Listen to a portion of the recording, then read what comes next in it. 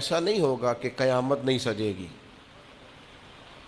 یہ نہیں ہوگا کہ جزا و سزا کا میدان نہیں لگے گا۔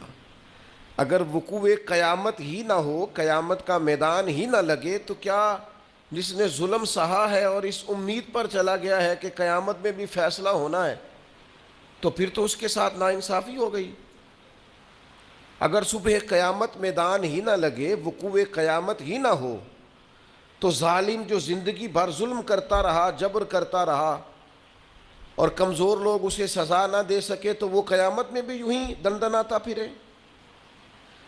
قیامت کے میدان کا لگنا، جزا اور سزا کا ہونا، یہ عقلاً بھی ضروری ہے، نقلاً بھی ضروری۔ صبح قیامت جب اللہ کی بارگاہ میں لوگ کھڑے کیے جائیں گے، تو اس موقع پر جزا و سزا کا تصور اور عقیدہ اسلام کا بنیادی عقیدہ ہے۔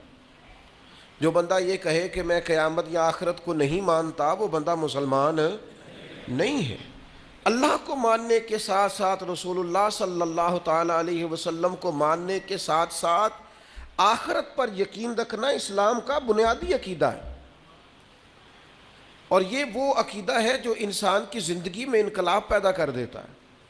جس بندے کو تصور ہونا کہ مجھے کھڑا کیا جائے گا، مجھ سے باز پرس ہوگی، مجھ سے حساب لیا جائے گا، مجھ پر، وہ ایک دانشور نے لکھا ہے کہ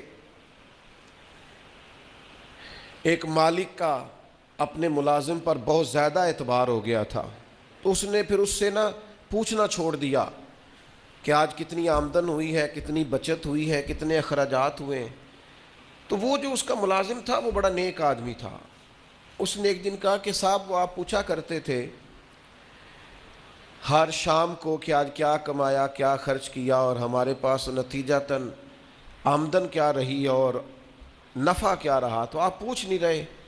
اس نے کہا یار سالوں گزر گئے، اب میرا بڑا اعتبار ہے تیرے اوپر، اب میرا بڑا یقین ہو گیا ہے، لہذا میں اب سمجھتا ہوں کہ کوئی ضرورت نہیں ہے۔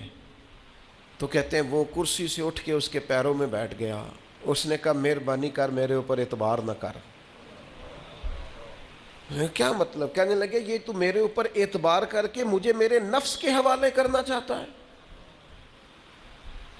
تو مجھے میری خواہشات کے سپرد کرنا چاہتا ہے کہ میں جو میرے من میں آئے کروں۔ مجھ سے پوچھا کر، کوئی پوچھنے والا ہونا تو انسان اعتدال میں رہتا ہے۔ مجھ سے سوال جواب کیا کر، کوئی سوال جواب کرنے والا ہو تو انسان کو تصور رہتا ہے۔ مجھے میرے نفس کے سپرد نہ کر، ورنہ یہ تو مجھے گمراہ کر دے گا، یہ تو خواہشات کا فتنہ ہے جو مجھے الجھا ڈالے گا۔ میرے عزیز یاد رکھیے گا، اگر کوئی پوچھنے والا نہیں ہوتا، اگر سوال جواب نہیں ہوتے، اگر بات چیت نہیں ہوتی، تو بہت سارے لوگ ایسے ہیں جو ٹھیک ہوتے ہیں پر بگڑ جاتے ہیں۔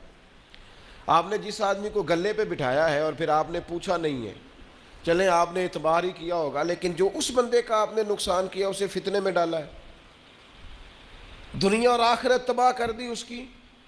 آپ کو چاہیے تھا باز پرس کرتے، خیال کرتے، سوال اٹھاتے، پوچھتے یہ کیا ہوا۔ وقتی طور پر یہ چیز بری لگتی ہے، لیکن یہ بڑی فائدہ مند ہوتی ہے۔